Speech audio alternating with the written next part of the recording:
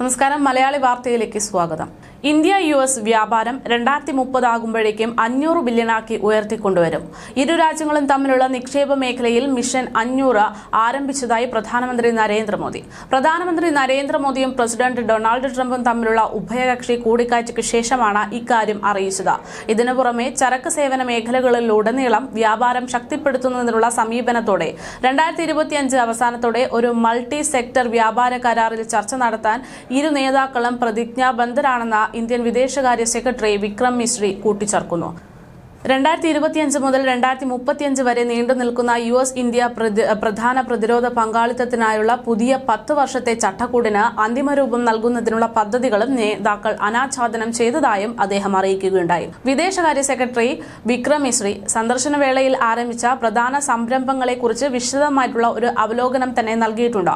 2030 ആകുമ്പോഴേക്കും ഇരുവശത്തുമുള്ള വ്യാപാരം $500 ബില്യൺ ഇരട്ടിയാക്കുമെന്ന ലക്ഷ്യത്തോടെയാണ് പോകുന്നത് എന്നും വ്യാപാര നിക്ഷേപ മേഖലയിൽ നേതാക്കൾ മിഷൻ 500 ആരംഭിച്ചു എന്നുമാണ് അദ്ദേഹം പറയുന്നത്. സൈനിക പങ്കാളിത്തം, വാണിജ്യം, സാങ്കേതിക പുരോഗതി എന്നിവ ത്വരിതപ്പെടുത്തുന്നതിനായി 21ാം നൂറ്റാണ്ടിലേക്കുള്ള യുഎസ് ഇന്ത്യ കരാർ നേതാക്കൾ അനാച്ഛാദനം ചെയ്തിട്ടുണ്ട്.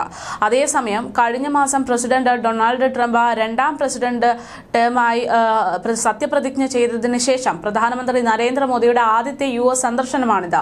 104 ഇന്ത്യൻ കുടിയേറ്റക്കാരെ യുഎസ് സൈനിക വിമാനത്തിൽ തിരികെ ഇന്ത്യയിൽ എത്തിച്ചതിന് ശേഷമുള്ള പ്രധാനപ്പെട്ട ആദ്യത്തെ യുഎസ് സന്ദർശനമാണ് എന്നതുകൂടെ ഈ ഒരു വിഷയത്തിൽ വലിയ രീതിയിൽ ചർച്ചയാകുന്നുണ്ട്. വ്യാഴാഴ്ചയാണ് ട്രംപുമായുള്ള കൂടിക്കാഴ്ചയ്ക്ക് വേണ്ടി പ്രധാനമന്ത്രി നരേന്ദ്രമോദി വൈറ്റ് ഹൌസിലെത്തുന്നത്.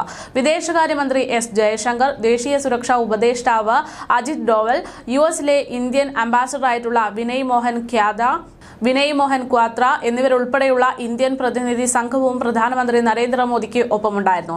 അമേരിക്കൻ സന്ദർശന വേളയിൽ പ്രധാനമന്ത്രി നരേന്ദ്രമോദിയോട് യുഎസ് പ്രസിഡന്റ് ഡൊണാൾഡ് ട്രംപ് സൗഹൃദപരമായിട്ടുള്ള രീതിയിൽ തന്നെയാണ് പെരുമാറിയത്.